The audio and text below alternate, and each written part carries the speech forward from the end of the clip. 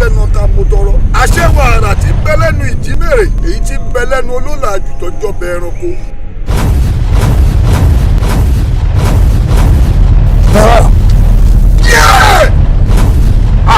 Aremu. Ní ẹ̀kọ́ láàfin èmi dàkúdàkú tí mo dààmú ọmọ àlejò àkótágìrì ẹ̀kún. Mo lé téńté jọba ni. Jẹ́ orílẹ̀-èdè ti rere ìrere òdòrùn àgbẹ̀rù sí. Mo lọ fi ọkọ̀ ta ní wàá yà mí sí.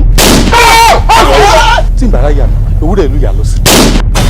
Òrùn tẹ́lẹ̀ yìí kó tó lọ rè é wọ̀ tí wọ́n òrùn àtẹ̀tí bẹ́ lára ọmọ mi tó bá mú pò ó tagbá lára rẹ̀. Lóòótọ́ alẹ́ mẹ́sì dódò àlè ní ó fi tipátipá mú mi. Èmi ò tí ì ṣe nǹkan kan, mo ṣẹ̀ṣẹ̀ mẹ́yẹ tèmi Asubiaro lápò ni o. inú bíbí ní soníkọ̀ mẹ́rí ẹ̀jọ̀ funfun ní soníkọ̀ ọ̀run tó kù bọ́rùn ó ti fáwọn ṣèbí tí ó fẹnu yọra rẹ̀ láàrin ẹran èmi. Tó o bá fẹ́ ni wọ́n bọ̀ fẹ́ ẹ̀.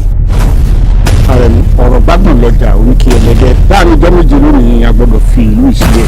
Asubiaro béèrè kó tó wọ̀ ọ́.